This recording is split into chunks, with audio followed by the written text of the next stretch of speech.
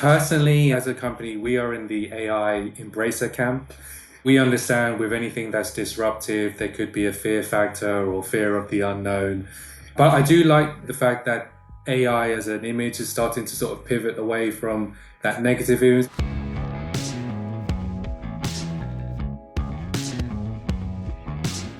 This is the Box Office Podcast. I'm Daniel Loria, the editorial director of Box Office Pro, the pulse of theatrical exhibition. And in this week's episode, we will be speaking with David Ong, the chief commercial officer of Arts Alliance Media, in our feature segment. Rebecca Pahle will be tackling that interview. Before we get to that, we have Rebecca and Chad Kennerk here in our regular news panel as we discuss the biggest headlines from the week of theatrical exhibition, a couple of new releases, as well as a quick update on our forecast and tracking for this weekend. Let's start the way we usually do, guys. Chad, Rebecca, we've got tonight, as we record this on Tuesday, a sneak peek showcase we're all attending. I'm going to ask you where you guys are going to be watching that. And I'll also ask, while I'm at it, what the last thing you saw in theaters was. I am going to be attending at the AMC Westminster Promenade. And the last thing I saw in theaters was The Legend of Ochi, the A24 film. Really interesting, solid family film. Maybe not for young viewers, but a good one for families to go to. It's kind of, I've been describing it as E.T. meets Wes Anderson kind of vibes. Oh, man, that sounds like a A24 movie through and through. It's a great throwback. Yeah, Eric caught that one, and he mentioned that the creature is really good looking, like puppetry. Yes. Yeah. You have me at puppetry. Yeah. Actual puppets and like matte paintings. So it really does kind of bring back a lot of those techniques. Rebecca, on your end, where are you watching the sneak peek showcase, and what's the last thing you saw in theaters? The AMC Empire 25. That's where I was Thursday at their Dolby Cinema for Sinners with Eric, who we're pulling that thing where like he wants to see it with another friend, so we're gonna have to pretend we didn't see it. So we did it Dolby, and then we're gonna do IMAX at another point. So you're not selling him out right now in just like revealing that you Unless Eric's high school friends are listening to this podcast, then I think we're good. I'm very, very glad that we made the decision to go for Dolby Cinema because obviously the big centerpiece scene involving the dance, and it was just really cool. I'm glad to see it again. It is a movie that I would love to see again on the big screen. It's kind of one you want to go back to again. It feels like a very good crowd movie. Yeah. Well, it was a huge opening weekend for the title. A big overperformance, $48 million domestic debut. That Sunday came in stronger than expected. And I couldn't find a decent IMAX 70 millimeter ticket in New York City until Wednesday night. So I'll be watching this by the time this podcast is out. I would have watched it. So I'm not going to speak too much about Sinners. I did see earlier this week the new A24 comedy that's coming up in a couple of weeks, Friendship, with Tim Robinson. I'm a big fan of his comedy shows. He's done Detroiters. He's done I Think You Should Leave. This is his big feature with Paul Rudd. I'm not allowed to share reactions until next week, so I'll come in with more on that during release week. But packed press screening, Rebecca, at Dolby 88. Like the one in Midtown, you usually don't go to too many like private screening rooms that are completely full. So I think there's a specific audience for this. Maybe not a wide audience, but definitely a niche audience that's highly anticipating this comedy. I'm excited for this one. I guess some stuff is leaked through the grapevine because I've heard it's good. Tim Robinson, big Mets fan, apparently. So that's good. A Mets guy. I thought he was from Detroit this whole time. He is, but he is a Mets guy. All right. That's the thing. Hey, no problem with being a Mets fan, especially these days. You guys are well stocked up for another first round exit and an exciting potential regular season. We'll see how it turns out. I can't speak too much right now because Rebecca attended a Mets Phillies game earlier this week that the Mets won, so I have to eat crow for a little bit. Hey, the Phillies made it interesting. They always do. They tend to. On my end, I'm going to be watching the sneak peek showcase with our friend Brian Schultz, the CEO of Look Dine In Cinemas at his Dobbs Ferry location. He reached out to me telling me he was in town. Great opportunity to meet him up in person and check out that program on the big screen. We're looking forward to sharing our reactions to it in next week's episode. But we do have news to go over, especially on the release date side. We had two big release date announcements, one on the specialty side. Let's start with that one, Chad, because Focus Features has a new movie coming out on Christmas Day this year with Hugh Jackman. And who else is in this? I think I saw it pass by. Yeah, Kate Hudson. So they both had Instagram posts that kind of set off this announcement. It's written and directed by Craig Brewer of Hustle and Flow and Black Snake Moan fame. It's actually based on a documentary from 2008, Greg Coe's documentary of the same name, about the true story of two down on their luck performers who form a joyous Neil Diamond tribute band. And that title is Song Sung Blue. Not the easiest title to say out loud. That's going to be fun when we get to the Christmas time. But there's a potential here, I think, for another. I'm not sure if it's going to get to the heights that A Complete Unknown did, but it's kind of playing for something similar in that release corridor, I think. Mm. And then on the Star Wars side, Rebecca, finally, there's news here.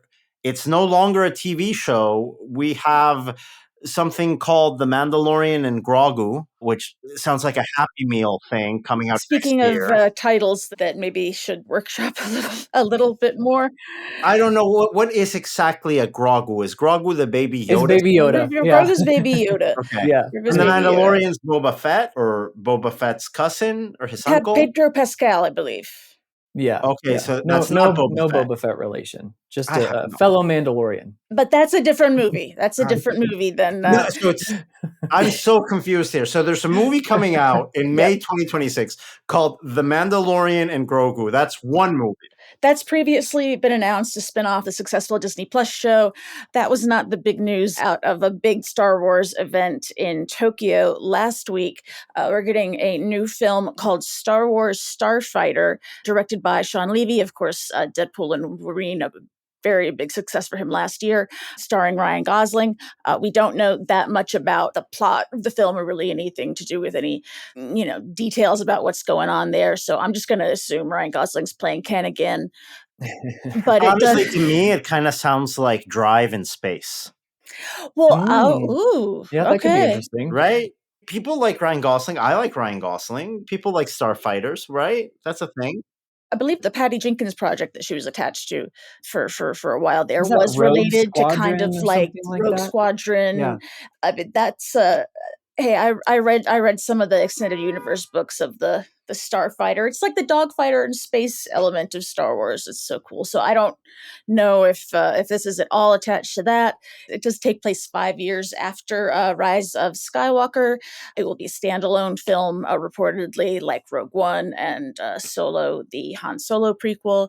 And that's a movie that's going to be coming out in May 28th, 2027. Earlier that month, we have Disney coming out with Avengers Secret Wars. It's basically the same thing they're doing next year, where in the beginning of May, you have Avengers Doomsday, and then you've got this Mandalorian Grogu thing coming out. I think it's easy to get excited. Obviously, you see Star Wars movie at the end of a month and Avengers movie at the beginning of the month.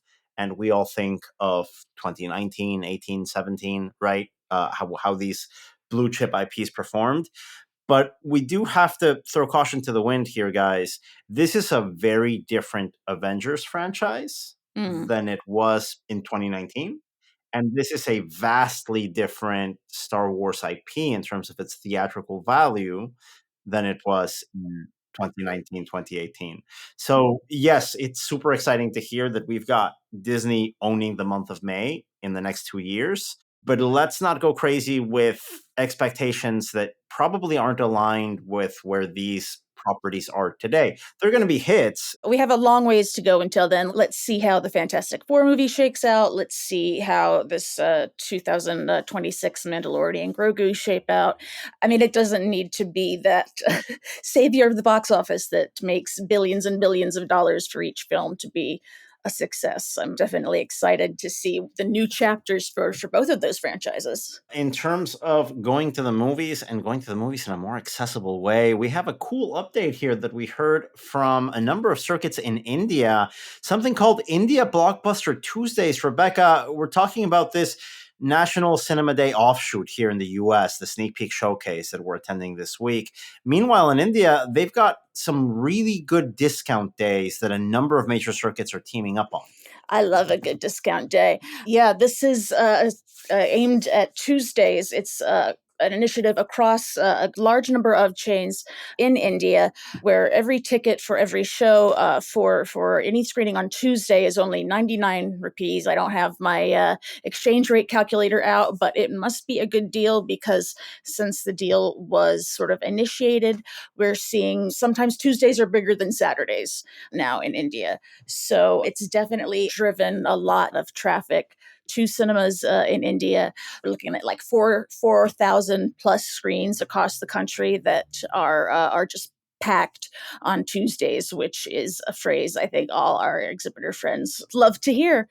And in terms of being creative and getting the word out there on movies and movie going, we've got an upcoming release this weekend that launched a fairly interesting marketing campaign. Chad, could you tell us more about these Until Dawn marketing stunts that we're seeing in major cities? Yeah, so this is happening around the country in 8 cities, and it's a marathon screening of Until Dawn. So if you can survive the night by watching Until Dawn, if my calculations are right, I think it's about 6 times from dusk until dawn, you have a chance to win $5,000. And is it just one person wins the $5,000? Does everybody that stay up wins the $5,000? How does this work? Yeah, so the other rules are you can't fall asleep, you'll be disqualified. There's set bathroom breaks. So you do get to go to the bathroom, but you can only leave the theater during that set period of time.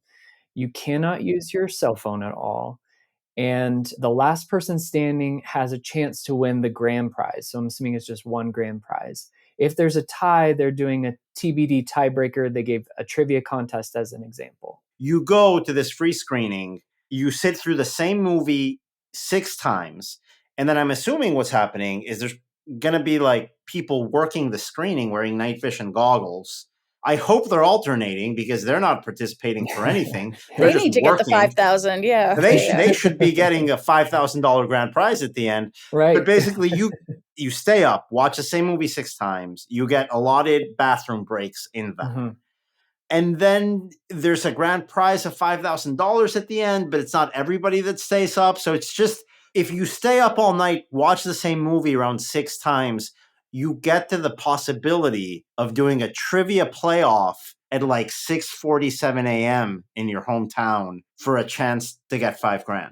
Yeah, they haven't explicitly said it'll be trivia. They used that as an example. They said it's going to be kind of up to the screening host. If there's more than one person standing at the end, what that tiebreaker is going to be to win the $5,000. If I do that and I don't win the trivia, I don't know about that. But it doesn't seem that hard. Like $5,000 is like a healthy enough sum of money for a low risk time investment of just staying up all night, watching the same movie 6 times, right? So it seems doable, but there's like a sneaky challenge in there. Now, the flip side is if the movie's just like boring to tears, then this is impossible. Like if you just do like an Andrei Tarkovsky marathon, dusk till dawn, that's the challenge right there. Like a horror thriller new release doesn't seem that difficult, but this is fascinating. What do you think would be the easiest movie for you to do? Rocky IV. Rocky IV, I've stayed up watching all night just for fun. Just over and over over the years. Yeah, maybe like once every... No, like there are plenty of movies that people love that you can just imagine watching the same thing all night. But no, I mean, I liken something like this to just taking a long flight, right? You just can't fall asleep and you're staring at that tiny screen in front of your seat. That happens to me all the time. Just this time, you could win $5,000 at the end of the thing. This seems like it could either backfire spectacularly or that it could like really, really ignite people wanting to get the easy money. It sounds like easy money. Am I wrong about this? And I mean, the movie is not tracking spectacularly well. No. I mean, $8 to $12 million opening weekend range. So like the plus minus here is 10. Mm-hmm. If it opens above 10, great.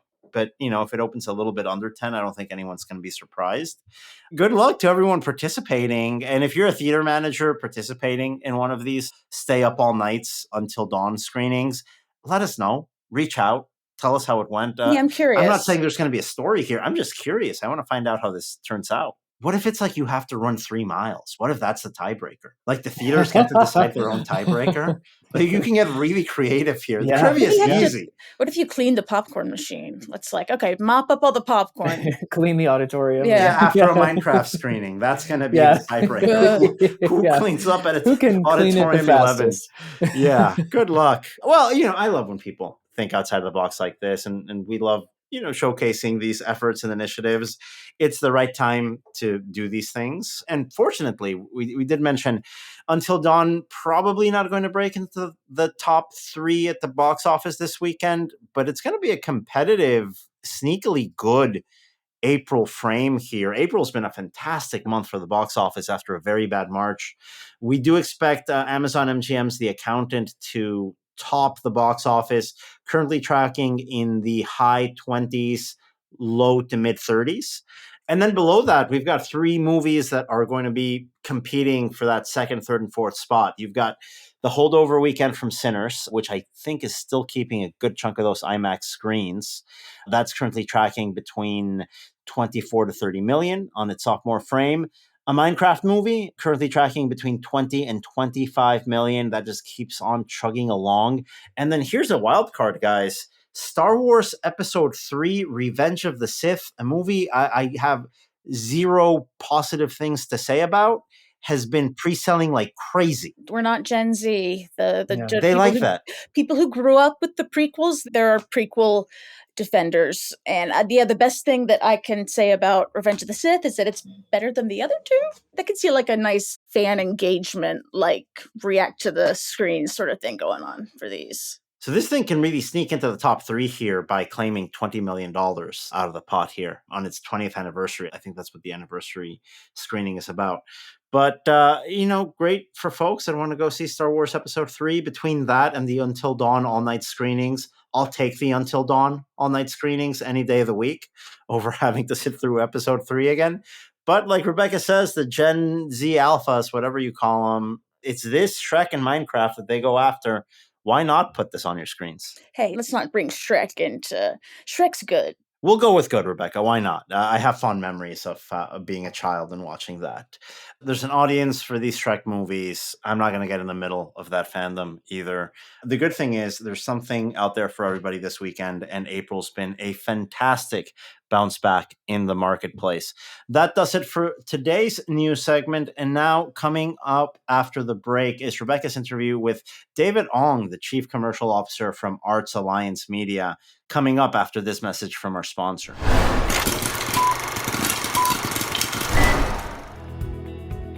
Find the freedom to greet more guests, to tear more tickets, and to pop more corn. With screenwriter and producer, the industry's leading theater management software from Arts Alliance Media, cinemas can free site-level staff from limited appearances to customer experiences. Discover time-saving automation to spend less time on back-office operations and more time creating the magic your audiences deserve.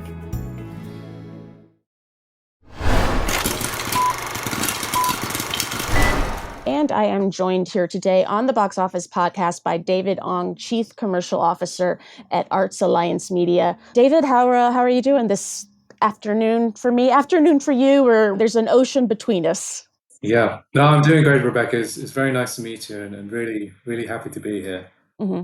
Yeah, we're recording this interview before CinemaCon. You will be listening to it after CinemaCon. So very excited to hear about. You have a big announcement coming out at CinemaCon. Arts Alliance Media, you are a leader in digital cinema software, theater management systems, support services. For most people in this industry, you first kind of came to prominence around when the VPF was introduced to deal with the transition from analog to digital projection. Definitely a crazy time in the industry. The VPF is no longer a thing now. We have made it past that period where all the financials have kind of been worked out and paid back between the tech and the studios and the exhibitors. How do you most work with cinemas nowadays to optimize their operations? Thank you, Rebecca. I mean, we still believe in our mission to empower the global exhibition market to keep providing amazing movie-going experiences. Our software is predominantly very back office, so TMS, theatre management system, is still very much designed to take care of all of those grunt automation, also repetitive tasks that goes on in the back to allow the staff to be more available to create those memorable movie-going experiences. And what we stand for today, so we're very proud of our people. We have, I would probably say, 40% of AAM is made up of exhibition cinema staff, projectionists.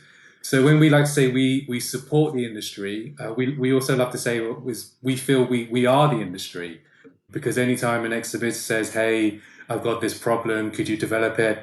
It's like, hey, already on it, because we've had people that experience the same thing. So we're very proud of building products for the industry, by the industry.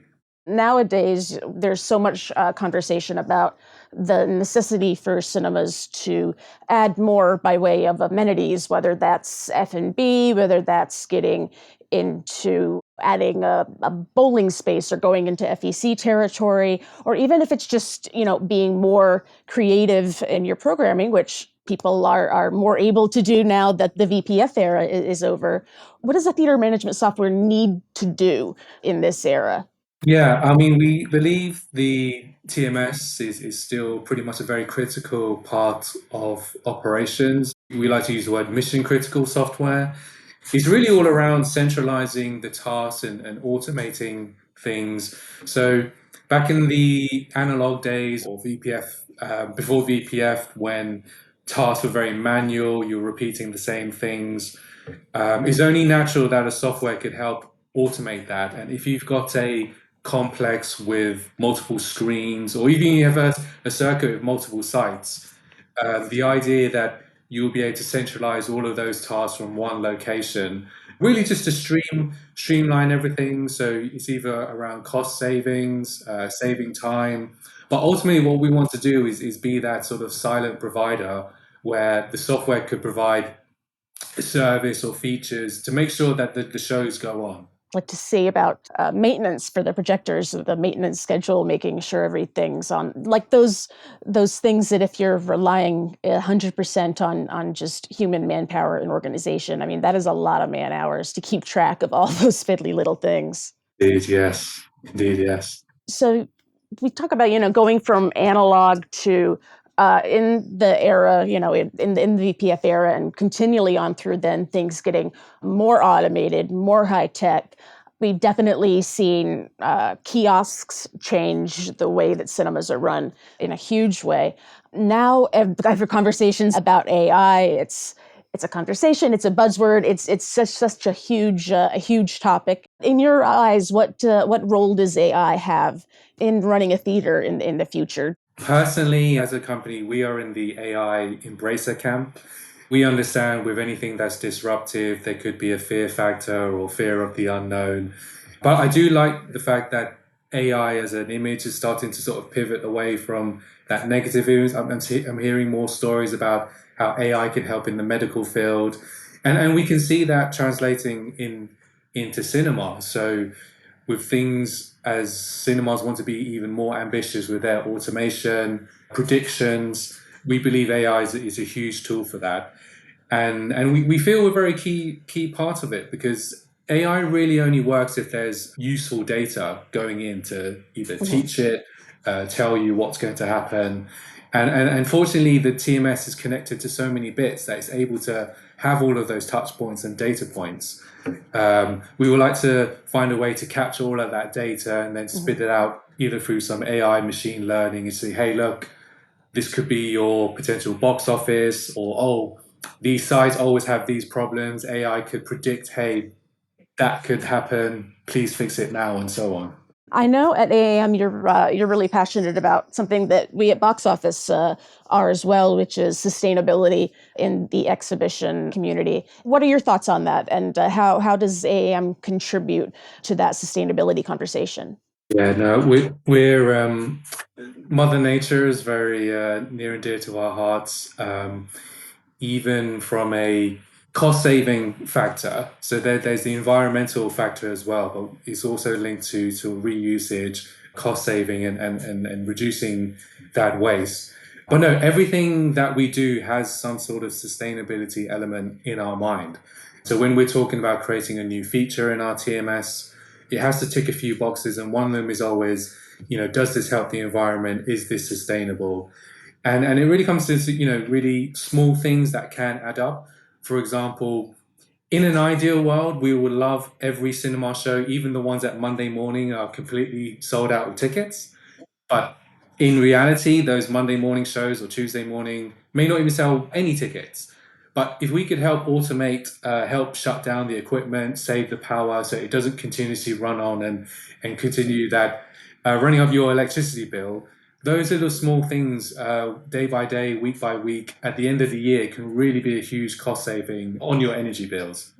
I mean, one of the big trends that we've seen in this industry over the last couple of years, just as we transitioned from analog to digital, now there's a transition to laser, which just bring that up because obviously sustainability is a huge part of that as well. You're not throwing away all these xenon bulbs, and it just takes less energy requirements to make that happen. I feel like I don't know if it's even right at this point to call laser a trend because I feel like we're past that. But Yes. what are the trends? What do you see that is coming down the road in terms of trends for theater technology that you're excited about? Technology wise, I would say LED. I'm Mhm. quite keen to see more LEDs in deployments around the world. Every time I've seen a demo of the LED screens has been absolutely amazing. Just doing the very simple things. So someone who's quite a sci-fi buff, there's always scenes in space, but to really get that true black of space on an LED screen, it is truly special. And then I suppose from the software side in trends is all around, being even more automated. Is there a way that we can interlink better with other softwares, for example, the point of sale software? So if a point of sale software is saying, hey, this show is going to be a 2D, a 3D, we want our TMS to automatically select the best version of that film so that it plays nicely on the screen as well. Training software, if you can get a sense from AI at what your staffing needs are going to be and integrating that into staffing up and training. I think mostly people think of cinema technology as being audio and video, but I mean, there is everything now is technology from pushing the button to get your food. It's such a wide world now, and I think it's really exciting to see the next steps that are coming along. Because you're right. I mean, exhibitors' data is so important, and exhibitors are the ones who have that data. It's just a matter of parsing it and figuring out what to do with it. And how to say this, I'm a cinema person, I'm an arts person. When it comes to parsing data, I would not like to take that on myself. So it would be nice to have a TMS that would be able to help me out with that. Yeah, no, absolutely. And unfortunately, yes, the TMS is built in a way to keep capturing that data. So, absolutely, like you said, if there's a way that we could pass that data or articulate it in a way that can then generate a report that could be extremely useful for the staff. As you said, it's not just about sight and sound or audios and visuals. Really, if you could predict the footfall of the traffic. You would know when to staff up in certain times of the day, manage your staff rota better. Yeah, we truly believe AM or screenwriter itself can provide that data to make those informed decisions. About some of the CinemaCon stuff that you will slash have announced. What is the Find Your Freedom campaign? Find your freedom. We believe in a world where we, over the years, become more and more busy. The amount of free time that we have is becoming more lost, for example, where just something simple like if I had an extra 5 minutes to make an extra coffee to recharge, could I have an extra hour back just to call someone I haven't spoken to in a while? We really want to focus around that because we think time is probably one of the most expensive things that people would like back because time is infinite and you could do so many things with your time. And really finding your freedom is all around that. Giving back the time, finding your freedom. What would you do with that freedom? In a business or cinema sense, you'll be making more popcorn or greeting more patrons coming in. But also at the same time, in regards to, creating things like playlists or scheduling things with the TMS. We got some great case studies out there with some of our partners that are telling us saying, hey, with your software, I'm saving 2 hours extra a week that I didn't have before. And those kind of things add up. So if you're saving 2 hours a day, 2 hours a week in, week out, just imagine all those hundreds of hours back you have per site that you can do doing something else. One of the other technological areas that we are seeing a lot of evolution on these past few years in cinema advertising, we're seeing things lead more towards a programmatic model, more data-driven. As a TMS, your integration with the cinemas in cinema advertising, that must be pretty tight. I mean, how involved are you in that, and how do you support in cinema advertising? Because in like slow quarters like we had in Q1, anything that can bring in some of that extra revenue is so important. Yes, absolutely. Yes, so advertising itself is a key part of a exhibitor's business. Programmatic is something that is now at the forefront of a lot of these exhibitors and brands' minds. Not only because if you think about brands in, let's say, Coca-Cola, if they had a $100 million budget, it'll be divided up with TV, cinema, retail. They're now separating budgets simply for programmatic. And there's many definitions of programmatic, which we find very exciting. So, for example, we want to help exhibitors fill up more ads in their pre-show, because as you can imagine, sometimes not every single pre-show is pre-sold or sold out. Is there a way we can help these exhibitors sell those last-minute slots to earn revenue that they would not have earned if they had not sold it? So giving the opportunities to be able to sell those spots last minute. And not only that, also capture sort of live data. If you know that the audience traffic or a particular film is doing well, programmatic can help swap out different ads, charge a premium to make sure the ad is more targeted to that particular audience. Because by doing that, you'll naturally be getting better ROI if the ad is targeted to the correct audience. Mhm. I mean, I think of I have a passion for like art house cinemas and just the smaller players in this space for whom community building is so important. And in cinema advertising is a great way to collaborate with other businesses in your community. But it's, yeah, if you have that tech boost kind of helping you get the groundwork laid, then sounds like you're much better, more likely to make that happen. It's like, what would I do if I had 2 free hours a week? Well, I might have more time to foster these relationships with the bakery down the street or with a local microbrewery, something like that. Exactly. Yes. Yes. That's actually a beautiful example. Actually, to get 2 hours back, to have that extra time to try and reach out the community. Do you want to advertise in my cinema? Create that connection as well. And because you have so many of Arts Alliance Media of the team comes from an exhibition background, hopefully there's an awareness of what is needed, what is feasible, what the priorities are in terms of what needs to get done and what cause the most benefit. Yes, absolutely. Our people is our most important asset, and we truly believe in. Yes, it's almost like they have the inside knowledge, and it's great because the exhibitors trust us because it's, oh, you're one of us, Mhm. and we can definitely empathize with the challenges that they're going through. As you add more and more amenities, you have an arcade, you have F&B, you might have, I mean, 3, 4, 5 different vendors working on different parts of the cinema operations. And I just know, and I'm sure, those folks at AAM know as well, who have that exhibition background. Integrating those different platforms is not the easiest thing to do.